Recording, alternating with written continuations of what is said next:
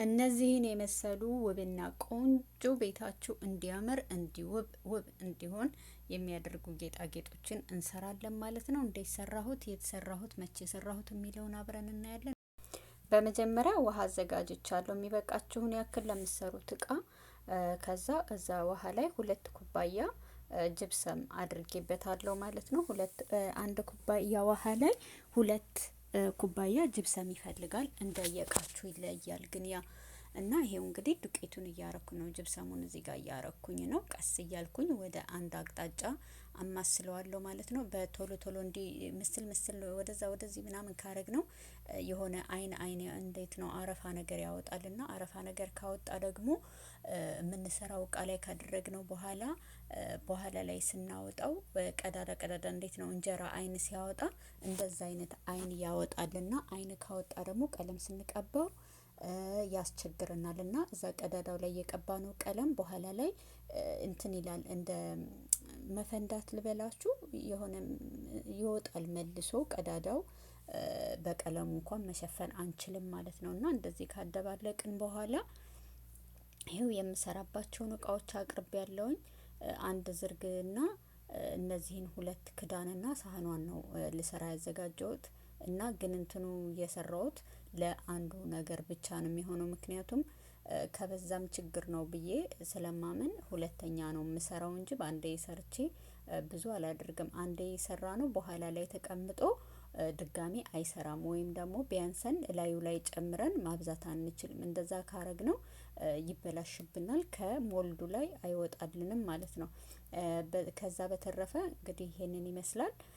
እናንተ ደግሞ ከዚህ የተለየ አሰራር ወይም ቀላል መንገድ ካላችሁ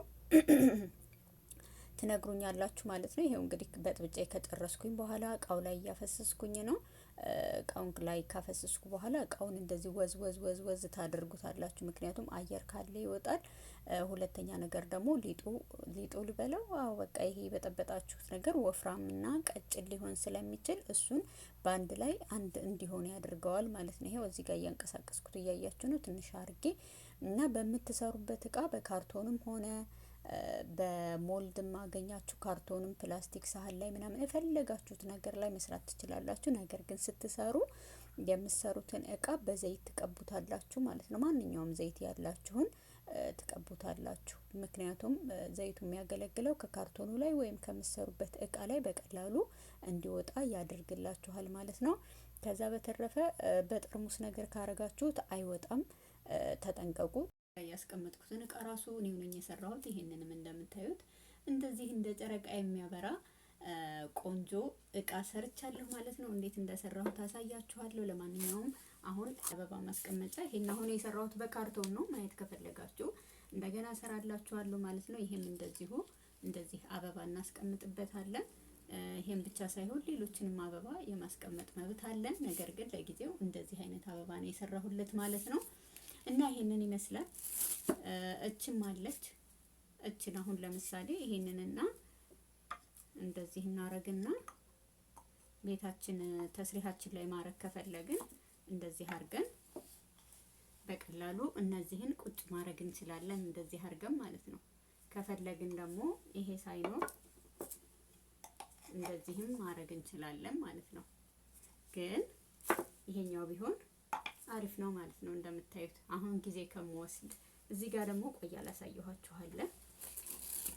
እዚህ ጋር እንደምታዩት ይሄንንም አብሬ ከዚሁ ጋር የሰራሁት ሰርቪስ ነው። ያው እንደምታዩት እግሩ ማስቀመጫለሁ ምናምን እንደዚህ ፏ ያለ ነው። ስለዚህ ይሄንንም እንደዚሁ በዛ አርገን እቃዎቻችንን መያዝ ይችላል ማለት ነው። እንደዚህ አርገን ማስቀመጥ እንችላለን ማለት ነው። እንደምታዩት በምንኛውም መልኩ ብታረጉት በጣም የሚያምር ነው። አሁን ወደ ቀለም መቀባታችን እንሄዳለን ማለት ነው። ይሄ ለማንኛውም አንድ ዙር ቀለም ነጭ ተቀብቷል። ይሄው እንደምታዩት እንግዲህ ይሄንን ይመስላል ማለት ነው። አሁን በነገራችሁ ላይ ይሄና ይሄ አልቋል፣ ሁሉንም ነገር ጨርሷል።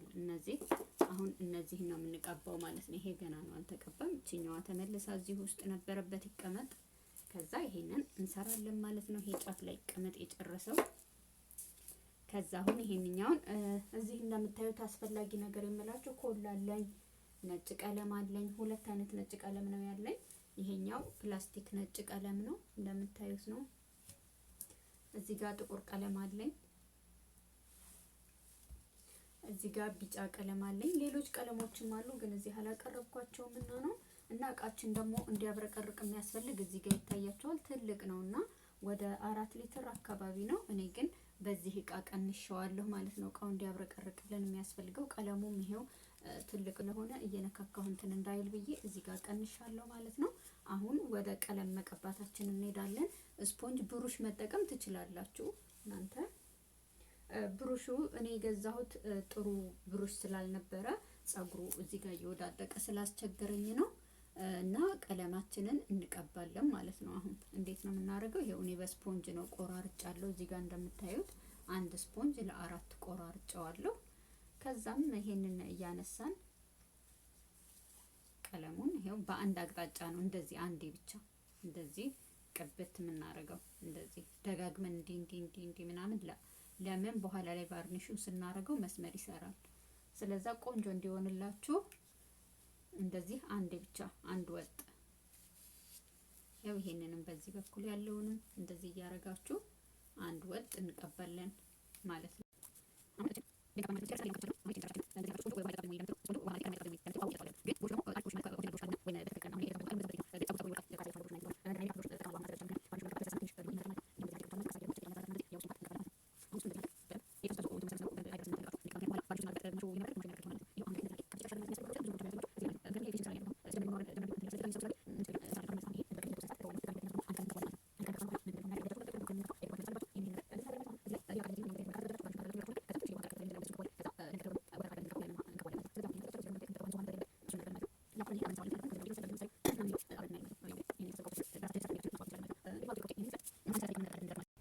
እዚህ ጋር ያያችሁት ጥቁርና ነጭ ቀለም ቀብቼ ጨረስኩኝ ማለት ነው።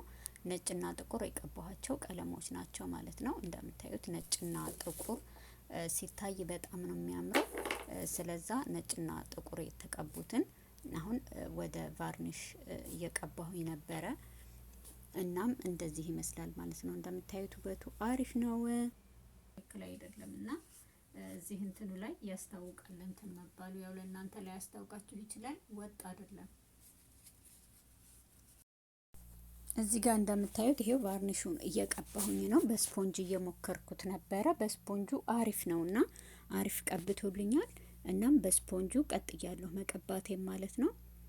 አሁን ይሄው ከውስጥም ከጀርባም እየቀባሁትኝ ነው እና በስፖንጁ ጥሩ ሆኖልኛል። ግን ደግሞ ከስፖንጁም ውጪ በብሩሽ ብትቀቡትም በሜካፕ ብሩሽ ለስለስ ያለ ሜካፕ ብሩሽ ካላችሁ እሱ በጣም አሪፍ ነው። መጨረሻ ላይ ግን ስፖንጁን ትቼ በብሩሽ ቀብቻለሁ ማለት ነው። ከብሩሽ በኋላም ደግሞ ሌላ እንዲያምርልኝ ያረኩበት ቦታ ላይ እዛ ላይ ብሩሽ የሜካፕ ብሩሽ ተጠቅሜ ያለሁኝ ማለት ነው።